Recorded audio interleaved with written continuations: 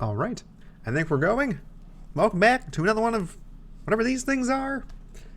Hope you're having a fantastic Friday. Again, with these alliterations, I don't know what I'm going to say before I say it when I'm doing these intros most of the time. So I'm kind of surprised that I stick with that a majority of the time. Anyway, hope you're doing lovely today. I don't know if anybody will hear. It seems like it stopped now, but I can't tell if it's coming from outside or upstairs. That somebody is playing some music I can barely hear. I doubt it's coming through this mic, but might be a little ambience here today. That aside, yeah, today not terrible. Like a ton of meetings, frankly, but mostly like manager specific type things. It's like checking in with the people who are on my team, who report to me, and just making sure they're doing all right. They don't have anything in their way, so they're able to keep doing what they do best, and kind of growing as people and as developers. So just doing what I can to help out with that. Hopefully it's something. Yeah, not really too much to say beyond that. Did get a fair bit of writing done yesterday after our video here. Just forgot to upload this video like right after that. Like as soon as I finished, I'm like, okay, that's processing. I'm gonna go keep writing, and I'm like, oh geez, it's 9 and I still haven't uploaded the video. But it got there. And that's what matters. It got there.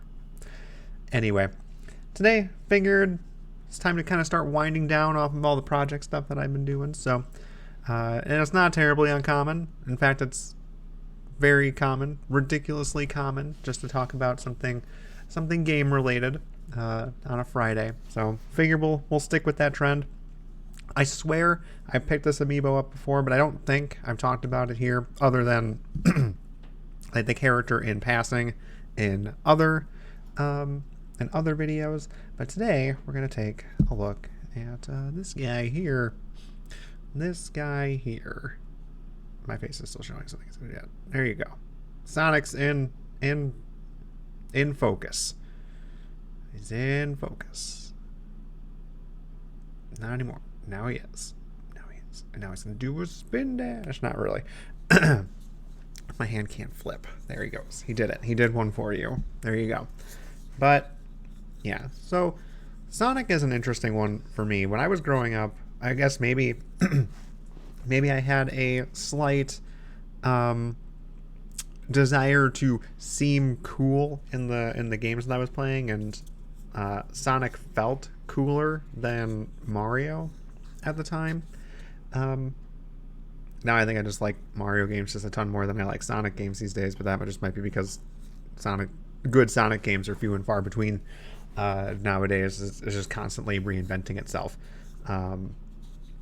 But when I was growing up, I had I mentioned a few times, an NES, and that's where I started playing games for the most part. I played other earlier consoles, but at home, the NES was my first experience with a video game console, and the one after that was the Sega Genesis. So I don't think we had too many games for the NES. I think I have them all now. Like I inherited that system, even though it wasn't mine initially; it was my dad's. But I think I just had Super Mario Brothers, Duck Hunt, and then I think that's really the only main franchise game, other than that, like Punch Out, golf, ice hockey, things like that. But Sega Genesis had a bunch of interesting games. Interestingly, not Sonic 1. I think I might have had Sonic 2. If not, I borrowed it from somebody for a bit. And then Sonic and Knuckles. I played other Sonic games, and I really, really liked them. I really liked the music in them, frankly. I thought they were really good. But they always felt cooler. I don't know if it was because it feels like the character's moving faster on screen, even though it's not actually covering as much ground as Mario does from just a how long the level is perspective. But just how close everything was, and how kind of zoomed in your view of the character was, and just how things just sort of zipped by, and all of the art assets were basically designed to, you don't really need to, and they're not going to look amazing just standing there, but they're going to look identifiable moving really fast past them. And the game did a really good job with that. Not that I picked up on any of that when I was growing up. It just felt like Sonic was a cooler character than Mario, and wanted to keep playing that. I guess the other one I have was Sonic Spinball, which is a super good game. It's not a typical Sonic game. It's just a pinball game, and you play as Sonic. Sonic's the ball. Really good. Surprisingly good. I didn't think I'd like it. Like, thinking back, I think when I had it, I was just kind of like, this is such a boring, stupid game. And then I went back to it like years later, when I was actually like in my teens, and I was like, oh, this actually was pretty good. It's not too bad. The controls were kind of shaky, kind of wonky, but they were all right. But I think that probably was one of the last times I played a Sonic game for quite some time, after Sonic and Knuckles. I remember not having Sonic 1 or Sonic 3. Actually, maybe I didn't have Sonic 3 then. It probably was just Sonic Spinball and Sonic and Knuckles. Because I always wanted one of the other cartridges to put into Sonic and Knuckles. That was kind of the interesting part about that. It was like a cartridge, but you can flip open the top of it, and you could put another cartridge on top of that. And you could you'd change the core game in some way. The game that's on the top of Sonic and Knuckles. So if you put in Sonic 2, I think you could play as Knuckles. I want to say you could play as Knuckles in Sonic 2. And in Sonic 3, you could definitely play as Knuckles in Sonic 3. Sonic 1, it wasn't compatible with that. Or you'd get I think you could play like the bonus sphere game when you were on there, but it just looked like it just had all the main cast characters just there carrying signs that said no way, and looking generally upset with you for trying to play with Knuckles in Sonic 1. I like just remembered all that stuff, and I thought it was like super neat.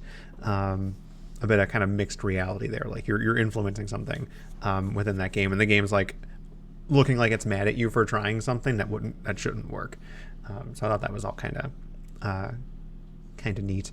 But after that point, I don't think I had another Sega system. I think Genesis was the only one, until like I think my grandpa actually at one time got like a I'm not sure what it was called. I don't think it was a Master System. It was like a combination of the Sega CD, maybe Sega Saturn? I remember Sega CD or Sega Saturn, the Sega Genesis, and then the 32X, which you could put into, you can slide into the Genesis like it was a cartridge, and then put 32X games in there, which was the only way I played Knuckles, or I think it was called Knuckles Chaotix. Which introduced like a bunch of characters that are like basically friends with Knuckles, like a crocodile, a bee, and a chameleon. Come to think of it, I probably played those games prior to a console that like I formally owned again. But those were not like particularly like impactful games for me. Like I remembered liking them, but it just wasn't like I didn't spend too much time with that system. It wasn't until the GameCube where I'd pick up Sonic Adventure 2 Battle. I remember really wanting to play Sonic Adventure for the Dreamcast. I think I really wanted a Dreamcast, but just didn't have the money for it, and my parents didn't pick it up for me for any kind of Christmas or birthday or anything like that. So that's understandable. Expensive system. I don't think they bought me another system after the Sega Genesis. So N64. I had an N64. I did get that for Christmas one year, but everything after that was something that I'd purchased, or that I'd ultimately purchase. So I never really got a chance to play Sonic games on the Dreamcast, or any games on the Dreamcast, despite being like, that controller looks like a really weird thing, and I'd like kind of want to give it a shot. But Sonic Adventure just looks super cool at the time. That's why when Sonic Adventure 2 Battle came out for the GameCube, I was like, I gotta pick this up. Sonic Adventure looked super duper cool. So I went ahead and picked that up, and I like totally fell in love with that game. I loved all the corny music. I'd still love that corny music, much to the chagrin of Heather. She doesn't like it when I start breaking into songs from that game, but they are rather memorable. I remember I had them on my MP3 player at the time. It was like a really big Jolly Rancher or something, and it just had like a bunch of stuff from that OST on there. I just remember just holding up this MP3 player to the speaker on my TV. That's how old I am, I guess. I guess that's like a badge I wear, is that I didn't download songs for my MP3 player. I'd turn on a microphone function, record it, and then keep that on my MP3 player. Horrible quality, suffice to say. But it did get through and got me through a little bit of my time as a teenager. Fun times. But I think one of the things that really kind of stood out to me was it was probably my first interaction with a game that it didn't have necessarily branching storylines. You just had multiple storylines. You could play through that game as Sonic and like his partners, or Shadow and his partners. They both ended up being kind of the same types of characters. Like Sonic and Shadow played the same, like very speed oriented levels. Tails and Eggman, Dr. Robotnik, played the same as somebody who's essentially driving a mech through a level, which is much more mission and like shooting things oriented. And then you had Knuckles and Rouge. Both of them were looking for pieces of either the Master Emerald or Chaos Emeralds that were hidden in worlds. So it was kind of neat getting one, those different play styles, but also two, playing through effectively the same story from two different perspectives. And then I think you had one final perspective, which is when both of them work together to actually get like the true ending for the game. And just being able to go through that was kind of interesting. It's one of those things that I'm not sure how often that a game did that before this, where you have like different stories that they're not like going in different directions. Like when you play a character and you're just doing your own thing, and then if you did have another character to play, it's either exactly the same, essentially like a player 2 type scenario, or they're really just a completely separate thing. It's just an entirely different experience. But with this game, the Sonic and Shadow, the light and dark sides of the stories were essentially the same story, meeting to the same end point. And depending on which character you were, a different ending would have, and then doing both would get you access to an ending where they both work together, which was just kind of neat to me at the time. It didn't, like I said, it's not like branching per se, but it's just experiencing something from a different perspective. And I think I really liked that in a game. I thought it was a really nice perspective on storytelling. Like, you put so much time, like as a game designer or a storyteller, like thinking of how your character, your main character, will experience something, that it's like everybody else sort of becomes a side character or sort of an NPC, just something off to the side. But games that I played up until that point didn't spend time like showing you what other characters that aren't the main character right now are feeling or going through.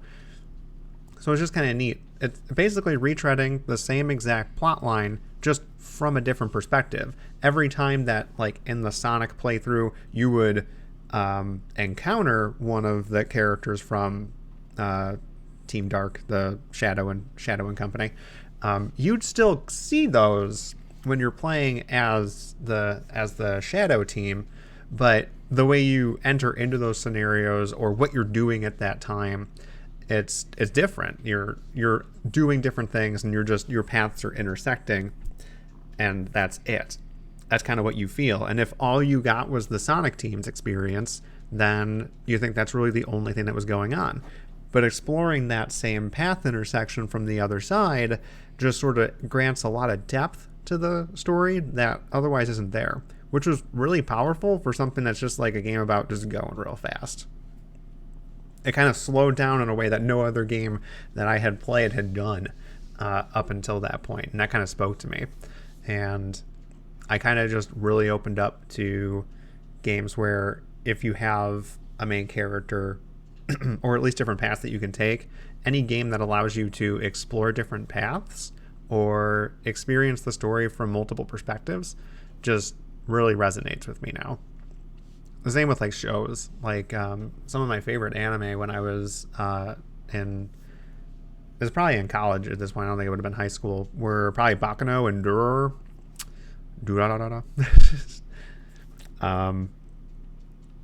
where it's really just a huge collage of different characters and how they interact with their environment. They're all kind of going through the story, but you get to experience sort of what their perspective is at certain points of that story. So I kind of credit Sonic Adventure 2 Battle with sort of getting me into that kind of perspective. Just recognizing that other characters within stories can have perspectives, and exploring that is a nice way to not have to like recreate an entire story, but and also not exactly retread the exact same thing. You can have different intersection points. It leads to the ultimate same thing, but you're just exploring why your heroes in this case ended up going down the path that they did. It's because of the actions that these antagonists are doing, which was pretty cool. Anywho, the other part of that game that I really enjoyed was Chow Garden. I think by the time I'd finished the game, it's like, okay, cool. I have a newfound appreciation for like story elements and perspective, and the soundtrack totally slapped.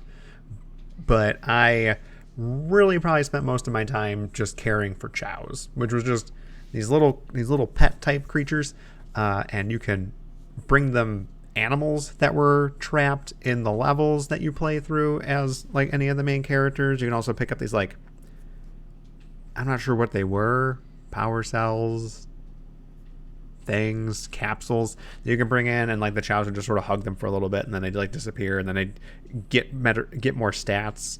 If you brought animals in there, they weren't like pure bonuses, but you had a really big gain in some stats and a bit of a decrease in some stats, and you also inherited a trait from that animal. So like if you had a what was it, like a cat, that you might like inherit their ears or their tail if your chow interacted with them, and I just really liked doing that for some reason. And like the real only thing that you did with them was like do like chow sumo wrestling and chow races. In retrospect, I don't know how or why I spent so much time in there. It was just fun. It was kind of like a Tamagotchi, I guess. Just you could have a bunch of them. It was neat. They were cute and made cute sounds. Maybe that says something about me. I just always like cute things. So I guess it just really resonated with that part of me. But it's also surprising how many people I talked to who played this game also really enjoyed that aspect. But yeah, I don't think I really had like amazing experiences with Sonic games past that.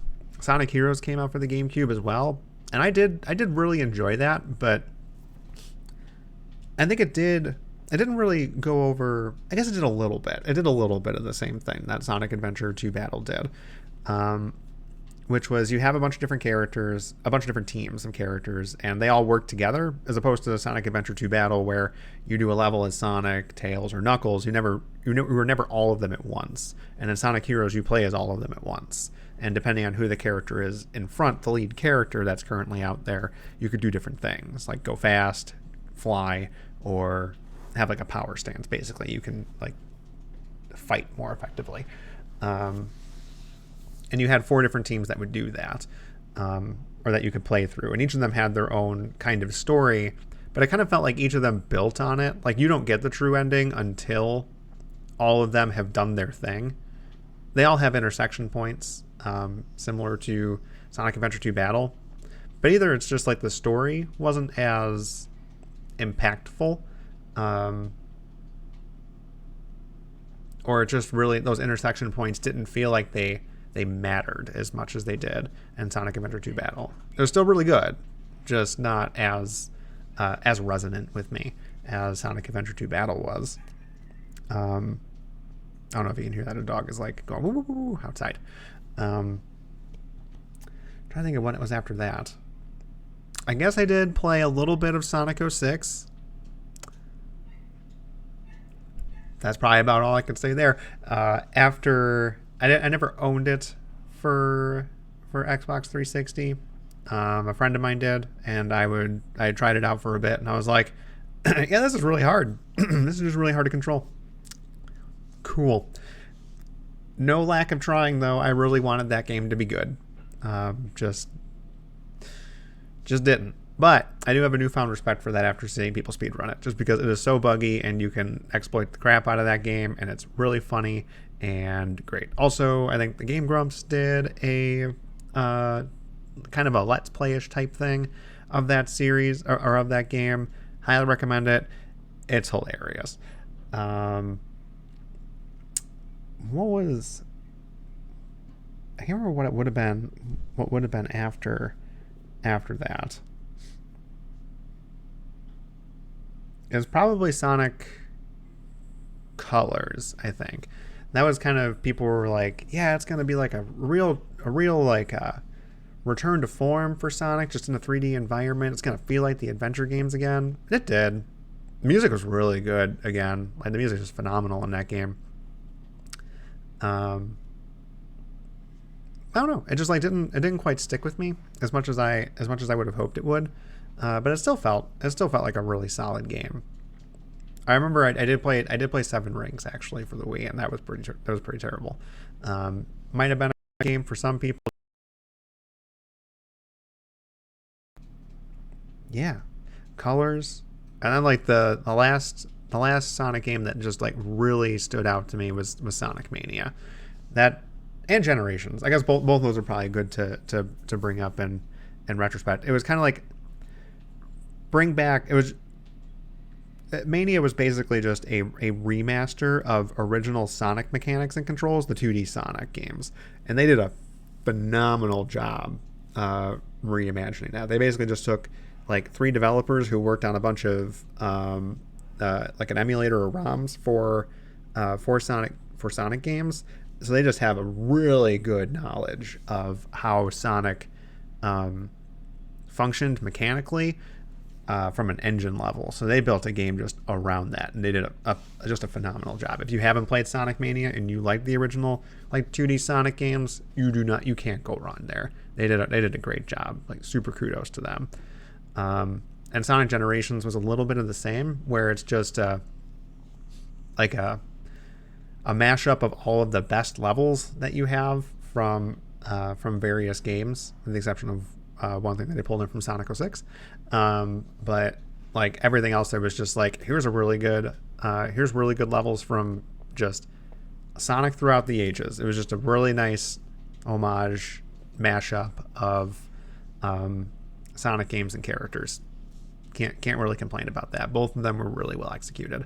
But it's also like, they're really just celebrations of Sonic more than building on kind of what it is or trying to find what Sonic really is anymore. I haven't played what's it called? Blanking on the newest stuff. Sonic Boom. Couldn't remember. And maybe they're finding like their audience with that, with where they're at right now with that identity of Sonic. But really, it just most resonated with me in that GameCube era, that GameCube Dreamcast era. I really wish they'd come out with another Sonic adventure game that sort of harkened back to to that time of having like just a like at that time, like I look back and I'm like, it wasn't a complex story, but it felt like it. They did a lot with what they could do in the GameCube era, and it just felt like a really good experience. So if you do want to see kind of some of the origins, some of like the game industry like treating other characters in the universe as potential main characters, you can't go wrong with trying out the Sonic Adventure games. Sonic Adventure, Sonic Adventure 2 Battle, a little bit Sonic Heroes, but not so much. Sonic 06 tried. It's just not very playable. Because they tried doing the same thing with Sonic Shadow and Silver. They added a new hedgehog into the mix, but it was just so difficult to play through. Anyway, so yeah, surprisingly, it ended up being a sort of thing that got me into thinking about different characters' perspectives in games and stories that I'm playing. Like, I probably wouldn't think about it as much if it wasn't for Sonic Adventure 2 Battle. Or at the very least, I would have started thinking about it with some later game. Who knows? Maybe that's even why I tried something like Mass Effect for the first time, where that was one of probably the first times I was like, oh, branching storylines. That's not true, actually. Dragon Age Origins was probably the first game I did that with, where like your decisions matter in those kinds of games, and you have like kind of a branching path. But this one still, the path branches, but it's dictated by which characters you're following at the time. And that's kind of a neat way to sort of see a story and explore more of that world's lore and dive into the characters, so they're not just the bad guys all the time. Anyway, I think that's probably about it. I think I've ranted enough about Sonic storytelling. Spent a lot of time on Sonic Adventure 2 Battle. But like I said, that was kind of like my jam for quite a while in high school. Anyway, hope you have a wonderful rest of your Friday and a wonderful weekend as well. And we'll catch you in the next one. See ya.